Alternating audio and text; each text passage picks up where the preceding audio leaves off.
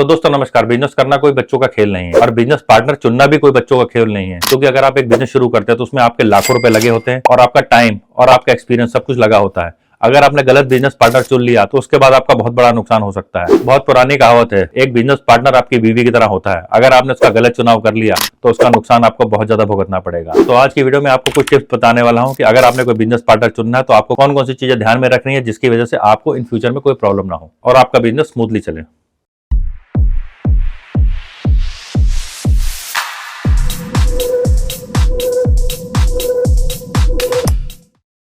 बहुत सारे लोग जब बिजनेस स्टार्ट करते हैं ना, तो उनका कोई दोस्त होता है या उसको कोई जानने वाला होता है जिसको लगता है कि मुझे बिजनेस करने की तमन्ना है और वो उसके साथ पार्टनरशिप कर लेते हैं। लेकिन पार्टनरशिप करने से पहले ना बहुत सारी चीजों का ध्यान रखना पड़ता है। सबसे पहले आपको ये पता होना जिस आदमी के साथ आप पार्टनरशिप कर रहे हो उसका नेचर क्या है। जिस इंसान के साथ आप पार्टनरशिप कर रहे हो उसको बिजनेस के बारे में कितना पता है, या जिस चीज का बिजनेस कर रहे हो उसके बारे में उसको कितना पता है। क्योंकि नौकरी करना और बिजनेस करना दोनों बिल्कुल ऑपोजिट है। कोई भी इंसान अगर 20 साल तक भी नौकरी करेगा लेकिन तब भी वो बिजनेस के गुण नहीं सीख सकता, क्योंकि नौकरी करने में आदमी सिर्फ अपना काम करता है और बिजनेस करने में आपको हर चीज पे ध्यान रखना पड़ता है। तो आप जो भी पार्टनर चुने उसके पास कम से कम बिजनेस का थोड़ा बहुत एक्सपीरियंस होना बहुत जरूरी है। तो हर बिजनेस में 3 चीजें बहुत जरूरी है, टाइम, नॉलेज और मनी।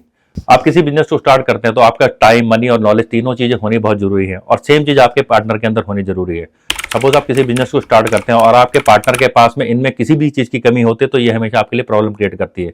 सबसे पहला है टाइम। आप पता लग रहे टाइम पर आ रहे हैं और वो टाइम पे नहीं आ रहा है, वो जॉब कर रहा है और वो सोच रहा है कि वो आपका पार्टनर बन जाए। अगर वो आपका पार्टनर बन जाएगा तो वो प्रॉपर आपको टाइम नहीं दे पाएगा, जिसकी वजह से धीरे धीरे आपके अंदर एक फ्रस्ट्रेशन होनी शुरू हो जाएगी और धीरे धीरे ये चीजें प्रॉब्लम क्रिएट करना शुरू हो जाएंगी। दूसरी चीज आती है मनी। जब भी आप बिजनेस को स्टार्ट करते हैं, चाहे आपने बैंक से लोन ले रखा है, चाहे आपने अपना पैसा लगा रखा है, ऑल द टाइम हर चीज इक्विवेलेंट होनी चाहिए। इसके बाद तीसरी आती है नॉलेज। आपके और आपके बिजनेस को, उस प्रोडक्ट के बारे में, अपने बिजनेस के बारे में प्रॉपर नॉलेज होनी चाहिए, क्योंकि अगर उसको उस चीज के बारे में प्रॉपर नॉलेज नहीं है तो हमेशा उसमें गलत फैसले लेगा। जब वो गलत फैसले लेगा आप उसको चीज को ठीक करने की कोशिश करोगे और आप इस वजह से आपके बीच में प्रॉब्लम क्रिएट होनी शुरू हो जाएगी इन फ्यूचर। इसके बाद आता है बॉसिज्म नेचर। बहुत सारे लोगों को आदत होती है अपने आप को बॉस दिखाने की, इसलिए जब भी आपको अपना पार्टनर चूज करना है आपको उसको बिहेवियर को बहुत ध्यान से देखना है।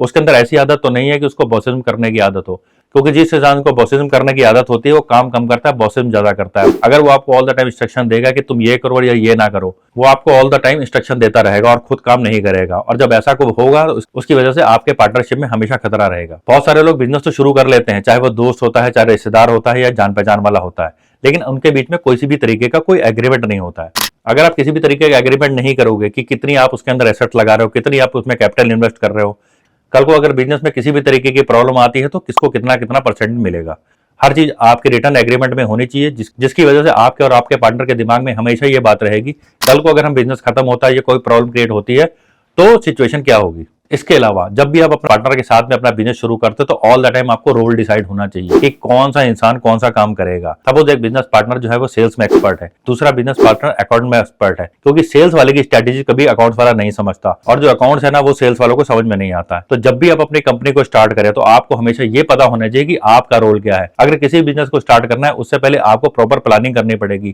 कि किस इंसान का कौन सा रोल होगा। और जब एक पार्टनर दूसरे पार्टनर के रोल में घुसने की कोशिश करता है तो हमेशा उस बात से बहुत ज्यादा प्रॉब्लम क्रिएट होती है, जिससे बिजनेस को बहुत ज्यादा नुकसान होता है। तो इसलिए आपको हमेशा ये प्लान करके रखना है कि अगर आप बिजनेस स्टार्ट कर रहे हो तो किसका क्या रोल होगा और जिसका जो रोल होगा दूसरा उसके रोल में इंटरफेयर नहीं करेगा। इसके बाद जब भी हम कोई कंपनी शुरू करते हैं तो उसके गोल, मिशन और वैल्यूज को हमेशा डिसाइड करके रखना है। जिस भी बिजनेस को स्टार्ट कर रहे हो वो 5 साल या 10 साल के बाद कहां पहुंचने वाला है, ऑन द पेपर हर चीज डिसाइडेड होनी चाहिए, जिससे कि आपके पार्टनर और आपको हमेशा ये पता होगा कि हमारी कंपनी की वैल्यूज क्या है, हमारी कंपनी के गोल्स क्या है और हम अपनी कंपनी को कहां तक लेके जा सकते हैं।